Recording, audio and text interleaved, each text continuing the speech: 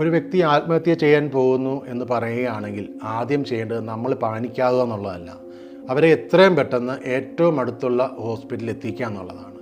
അവരൊരു സൈക്കാട്രിസ്റ്റിൻ്റെ സാന്നിധ്യം ഉണ്ടെങ്കിൽ ആ സൈക്കാട്രിസ്റ്റിനെ കാണിച്ച് ആ വ്യക്തിക്ക് പ്രോപ്പറായിട്ടുള്ള മെഡിസിൻ കൊടുത്ത് ആ ട്രീറ്റ്മെൻറ്റ് കൊടുത്ത് ആ വ്യക്തിയെ ആ ടെൻഡൻസിയുടെ തീവ്രത കുറയ്ക്കാൻ സാധിക്കും. അതിനുശേഷം പെട്ടെന്ന് ചെയ്യേണ്ടതെന്ന് വെച്ച് കഴിഞ്ഞാൽ എത്രയും പെട്ടെന്ന് തന്നെ ഒരു തെറാപ്പിസ്റ്റ്, ഒരു സൈക്കോളജിസ്റ്റിൻ്റെ അടുത്തുകൂടെ എത്തിക്കുക എന്നുള്ളതാണ്. കാരണം ഇതിൻ്റെ കാരണങ്ങൾ ആ വ്യക്തിയുടെ ഉള്ളിൽ കാണും. ഏതെങ്കിലും അങ്ങനെയുള്ള കാരണങ്ങൾ ആ വ്യക്തിയുടെ ഉള്ളിലുണ്ടെങ്കിൽ അതിനെ പരിപൂർണമായും തെറാപ്പിയിൽ കൂടി മാറ്റിയെടുക്കാൻ സാധിക്കും.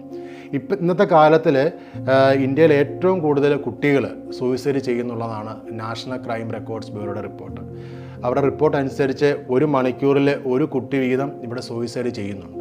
അപ്പോൾ അതുകൊണ്ട് വളരെയധികം ശ്രദ്ധിച്ച് കൈകാര്യം ചെയ്യേണ്ട ഒരു ഏരിയയാണ് ഈ സൂയിസൈഡ് ടെൻഡൻസി അല്ലെങ്കിൽ ഈ ആത്മഹത്യാ പ്രവണത.